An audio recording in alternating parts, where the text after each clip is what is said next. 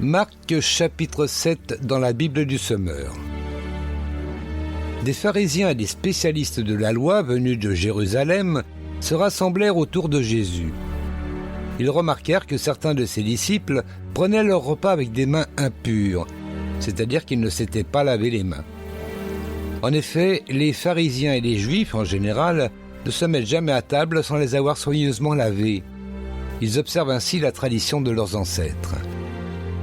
De même, en revenant du marché, ils ne mangent pas sans avoir fait leurs ablutions.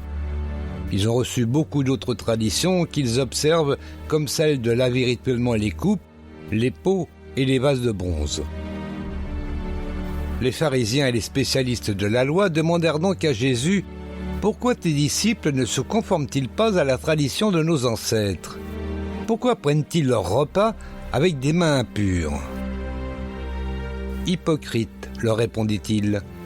Ésaïe vous a fort bien dépeint dans sa prophétie, où il est écrit « Ce peuple m'honore du bout des lèvres, mais au fond de son cœur, il est bien loin de moi. Le culte qu'il me rend n'a aucune valeur, car les enseignements qu'il donne ne sont que des règles inventées par les hommes. » Vous mettez de côté le commandement de Dieu pour observer la tradition des hommes.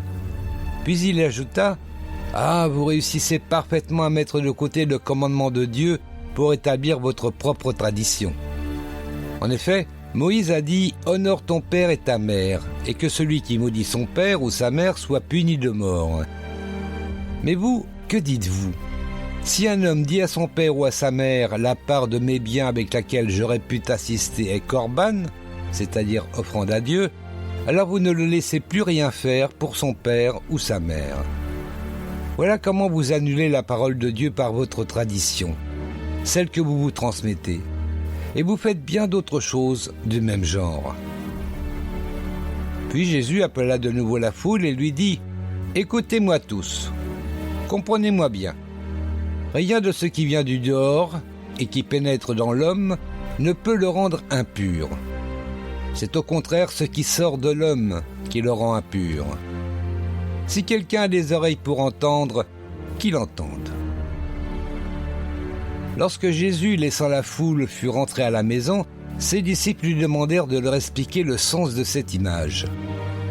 Il leur répondit « Ainsi, vous aussi, vous ne comprenez pas? Ne saisissez-vous pas ce que je veux dire? De tout ce qui vient du dehors et pénètre dans l'homme, rien ne peut le rendre impur. Tout cela, en effet, ne va pas dans son cœur, mais dans son ventre, et est évacué par les voies naturelles. » Il déclarait par là même que tous les aliments sont purs. Et il ajouta « Ce qui sort de l'homme, c'est cela qui le rend impur. Car c'est du dedans, c'est du cœur de l'homme que proviennent les pensées mauvaises, qui mènent à l'immortalité, au vol, au meurtre, à l'adultère, l'envie, la méchanceté, la tromperie, le vice, la jalousie, le blasphème, l'orgueil, et à toutes sortes de comportements insensés.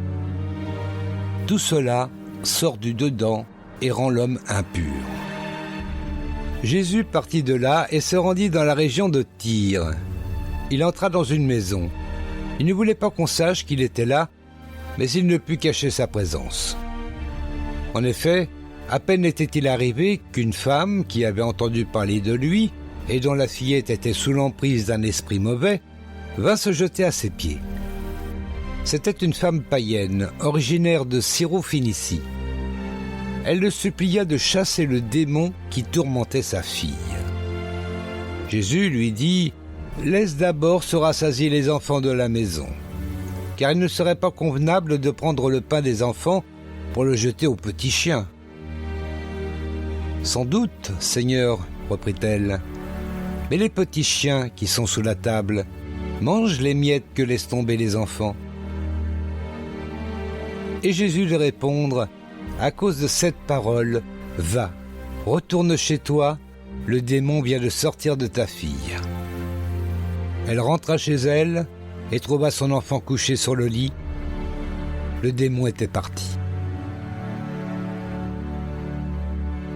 Jésus quitta la région de Tyr, passa par Sidon et regagna le lac de Galilée en traversant le territoire des 10 villes. On lui amena un sourd qui avait du mal à parler et on le pria de lui imposer les mains.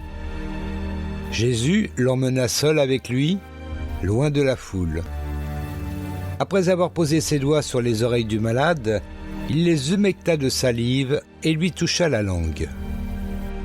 Alors, il leva les yeux au ciel, poussa un soupir et dit « Ephata », ce qui signifie « Ouvre-toi ».